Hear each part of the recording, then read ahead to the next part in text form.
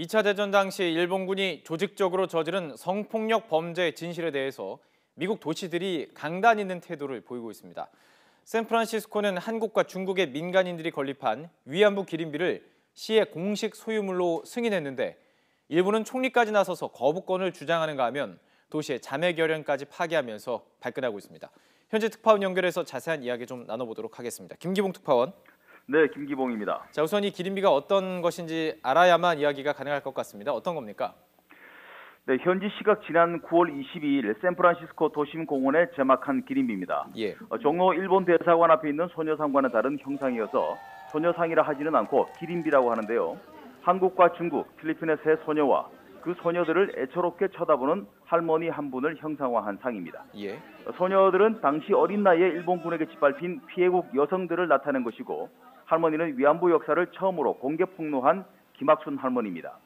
이 동상은 위안부와 직접적으로 아무 관련도 없는 영국 출신 미국인 작가 스티븐 화이트의 작품인데 피해 당사국은 아니지만 인류의 보편적 역사의 관점에서 다시는 일어나서는 안 된다는 취지로 작품을 만들었다고 합니다. 그렇죠. 다시는 일어나서는 안 되는 작품을 보면서 상기시키고 피해야 되고 뭐 그런 것들을 이제 기억하자 이건데요. 해외에 건립되는 그 다른 소녀상들도 마찬가지였습니다. 이 기린비를 제작하는 과정이 순탄치 않았죠? 네, 그렇습니다. 이 기린비 건립은 중국계 후손들이 처음에 주도적으로 나섰습니다. 네. 미국에서 판사로 활동하던 두 중국 여성이 중심이 되어서 건립을 추진했는데요. 일본의 방해 공작이 너무 집요해서 난항에 부딪히게 되자 우리 한인단체에 협조 요청을 했습니다. 물론 한인단체들은 적극적으로 공조를 했고요. 4년 전 글렌데일 소녀상 건립 경험을 충분히 발휘해서 일본의 방해 공세를 뚫었습니다. 일본은 정부까지 나서서 위안부 여성들이 돈을 벌기 위해 자발적으로 참여했다는 억지 논리를 들이대며 물타기를 했는데요. 예. 한인단체들은 피해 당사자인 이용수 할머니를 샌프란시스코 공청회장에 직접 모시고 와서 일본의 이런 거짓 주장에 쐐기를 박았습니다. 당시 상황을 잠깐 보시겠습니다. The comfort women stories generally propagated in this country are totally false. 네 눈을 봤어? 누가 거짓말이야?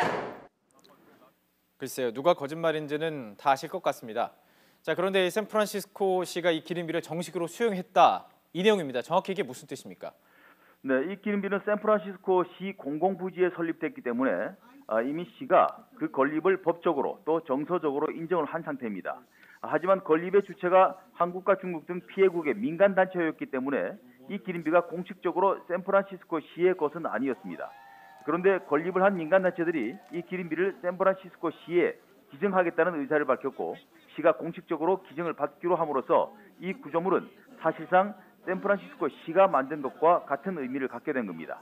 기린비 건립에 주도적으로 참여했던 한인단체 대표의 말을 잠깐 들어보시겠습니다.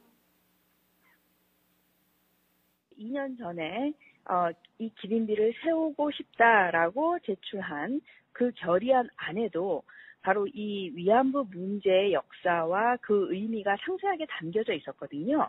그래서 그 결의안을 통과했을 때부터 이미 샌프란시스코 시의회에서는 이 위안부 역사의 의미에 충분히 공감을 하고 만장일치로 통과가 됐었습니다. 예, 그렇죠. 취지를 안다면 통과가 안 될 수도 없을 것 같은데 이 민간인이 건립한 것, 또 시의 공식 소유물이 된다는 것, 이게 의미상의 차이가 큰 것 같은데요. 일본이 또 반발을 하고 있다고요?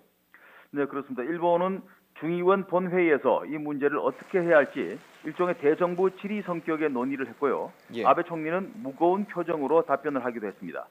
실제로 아베는 애들이 샌프란시스코 시장에게 거부권 행사를 요청했다고 밝혔고 샌프란시스코와 60년 동안 자매도시 관계였던 일본 오사카시는 자매 결연을 끊는 절차에 들어갔습니다.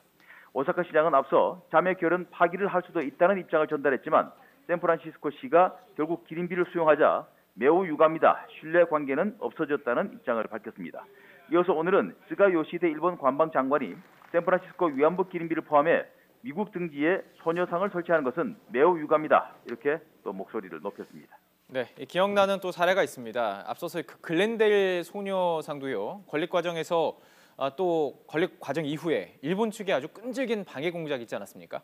네, 그렇습니다. 사실상 로스앤젤레스라고 할 수 있는 그 글렌데일시 중앙공원에 지난 네네. 2013년 7월 소녀상이 건립됐는데요. 시의 허가 과정에서부터 일본 우익단체는 물론 일본 정부까지 직접 나서 끈질긴 방해 작업을 했습니다. 하지만 논쟁이 계속될수록 진실이 더 드러나게 돼서 글렌데일시는 건립 허가를 했고요. 일본은 건립 이후에도 철거를 주장하는 소송을 집요하게 했습니다. 그러나 1, 2심에 이어 지난 3월 미 연방 대법원까지 일본의 주장은 들어줄 가치가 없는 것으로 결론을 내렸습니다. 글렌데일시는 2년에 걸친 소송전의 인력과 비용을 자체적으로 대면서도 인류의 보편적인 상식을 위해 끝까지 싸운 것입니다. 위안부 관련 구조물이 세워질 때마다 이런 어려움을 겪지 않은 곳이 없는데요.